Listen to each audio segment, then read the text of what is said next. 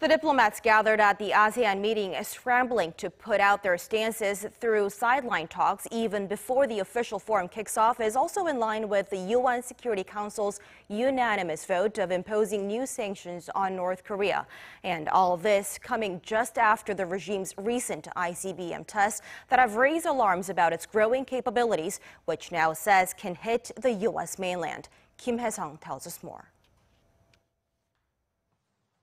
New sanctions and the toughest ones yet. With 15 votes in favor, the UN Security Council unanimously passed a resolution on Saturday local time imposing new sanctions on North Korea for its 2 intercontinental ballistic missile tests in July. Today, the full Security Council has come together to put the North Korean dictator on notice. And this time, the Council has matched its words and actions.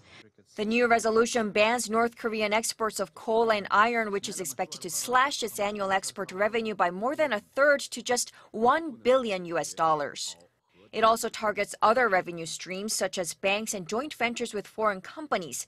They add 9 individuals and 4 entities to the UN blacklist and ban countries from giving any additional permits to North Korean laborers. Seoul, Washington, and Tokyo all welcomed the resolution, calling it an upgrade to previous sanctions. Yet the new sanctions do not restrict oil supplies to the North, a lifeline to its economy, due to opposition from China and Russia.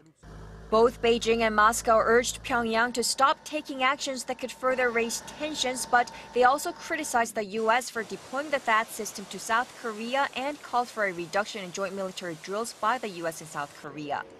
The Chinese foreign minister also added that the tougher sanctions are not an end in themselves. Our purpose is to bring all parties involved in the nuclear issues back to the negotiation table, finding the resolutions through talks to realize the denuclearization of the Korean Peninsula. This is the 8th time since 2006 that the UN Security Council has adopted a resolution in response to North Korea's nuclear and missile tests. Tougher and more expansive, but the efficacy of the new sanctions in changing Pyongyang's behavior is another question.